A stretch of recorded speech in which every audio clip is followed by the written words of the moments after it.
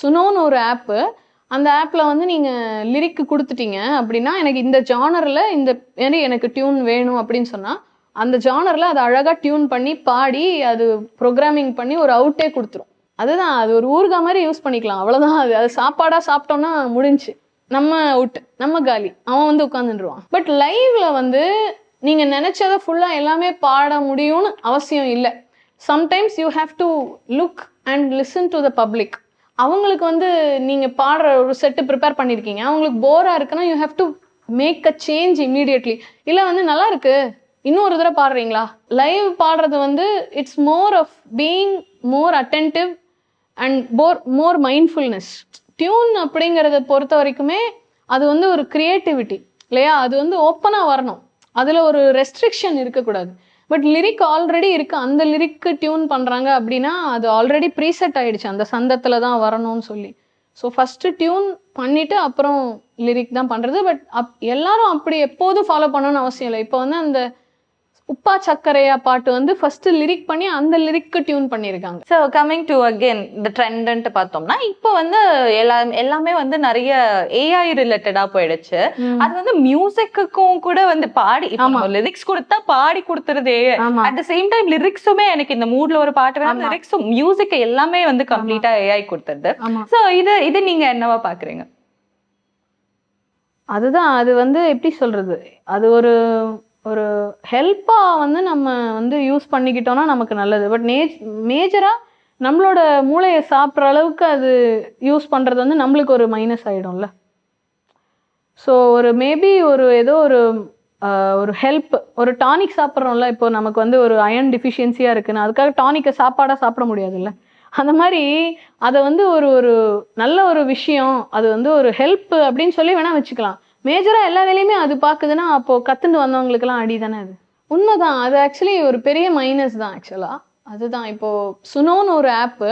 அந்த ஆப்ல வந்து நீங்க லிரிக் குடுத்துட்டீங்க அப்படின்னா, எனக்கு இந்த ஜானர்ல இந்த மாரி எனக்கு டியூன் வேணும் அப்படின்னு சொன்னா, அந்த ஜானர்ல அதை அழகா டியூன் பண்ணி, பாடி, அது புரோகிராமிங் பண்ணி ஒரு அவுட்டே குடுத்துரும்.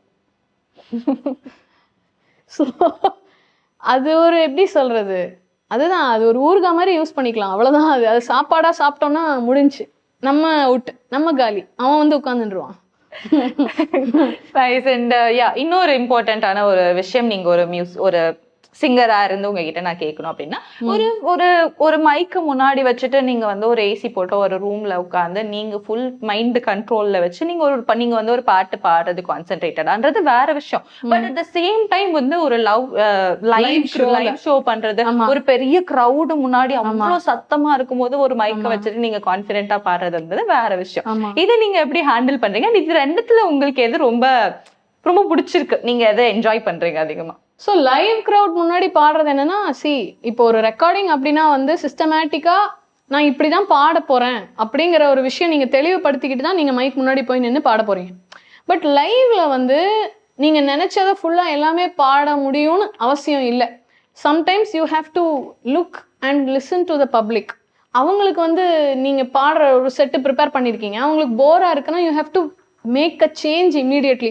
இல்லை வந்து நல்லா இருக்கு, இன்னும் ஒரு தடவை பாடுறீங்களா? இல்லை எனக்கு இந்த பாட்டு பிடிக்கும், அந்த பாட்டு பாடுறீங்களா?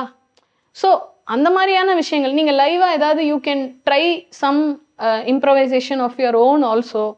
ஸோ லைவ் பாடுறது வந்து it's more of being more attentive and more mindfulness. எல்லாரையும் அப்சர்வ் பண்ணி அந்த ஒரு விஷயம் வந்து இருக்கணும் லைவ்ல பாடும்போது. ரெக்கார்டிங்கில் பாடும்போது இட் இஸ் ப்ரீசெட்டில் மைக் முன்னாடி போய் நிற்கும் போதே வந்து ஓகே இந்த பாட்டை நான் இப்படி தான் பாட போகிறேன் அப்படின்னு mentally you are prepared and then you are facing the mic and then அதில் அவங்க ஓகே அது பர்ஃபெக்டாக வர வரைக்கும் they are doing the thing. But that is a preset thing.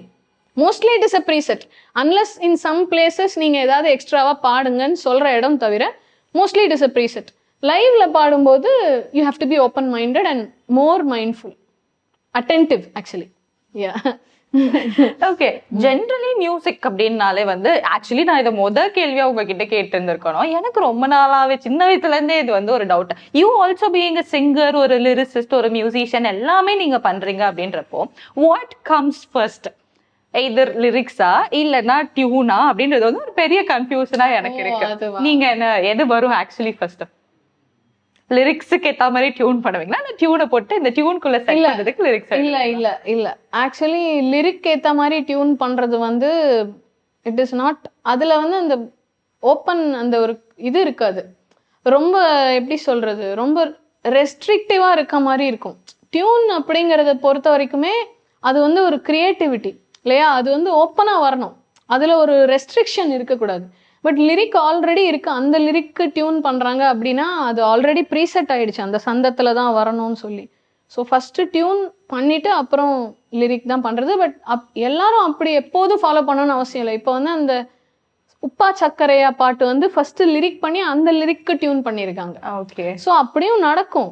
But எனக்கு தெரிஞ்சு மோஸ்ட் ப்ராபப்ளி டியூன் பண்ணி அந்த டியூனுக்கு லிரிக் எழுதுறது தான் வந்து அவங்களோட அந்த கிரியேட்டிவிட்டி வந்து வெளியே வரணும் இல்லையா, அவங்க மனசுல இருக்கிற கிரியேட்டிவிட்டி தான் ஒரு டியூனா வருது.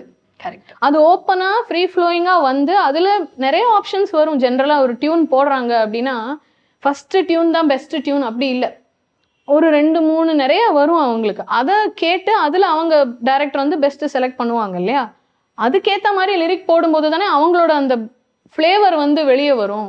ஆல்ரெடி எல்லாமே இருக்கு அப்படின்னா வந்து அது எப்படி அதுல இட் ஒன்ட் ஸ்பீக் இல்லையா. கரெக்ட். ஜென்ரலா நான் சொன்னேன், எனக்கு தெரியல, ஐ மே பி ராங் ஆல்சோ, எனக்கு தெரியல, நான் ஜென்ரலா என்னுடைய ஒப்பீனியன் சொன்னேன் நான்.